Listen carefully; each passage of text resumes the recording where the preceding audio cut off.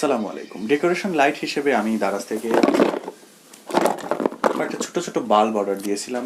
একেবারে ছোট না, ছোট এলইডি আর কি। আমি খুলে দেখাবো এখানে। এবং আমার ইচ্ছে ছিল মূলত সিঁড়িতে লাগানোর জন্য।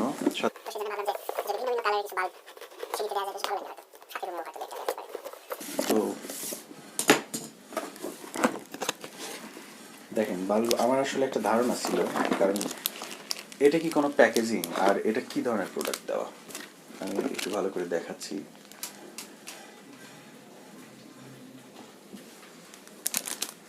এটা কি দারাজের প্যাকেজিং? এটা কোন ধরনের প্যাকেজিং দেখেন তো।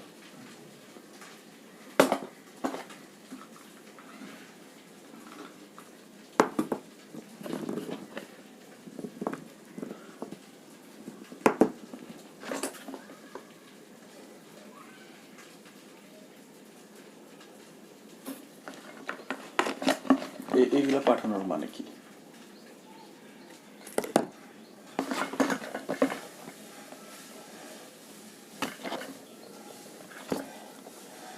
আমার মেজাজটাই গরম হচ্ছে।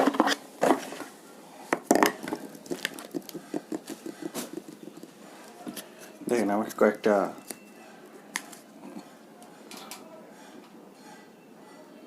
চুলে তেল নেওয়ার বাটি পাঠাইছে। এই বাটিগুলোর মধ্যে তেল নিয়ে আমি তেল নিব চুলে। এই হচ্ছে সার্কিট। আমি এই সেলারের এই প্রোডাক্টের আমি লিঙ্কটা দিয়ে দিচ্ছি, ডিসক্রিপশনে দিয়ে দিব। সেলারের ইয়েটাও দেখবেন।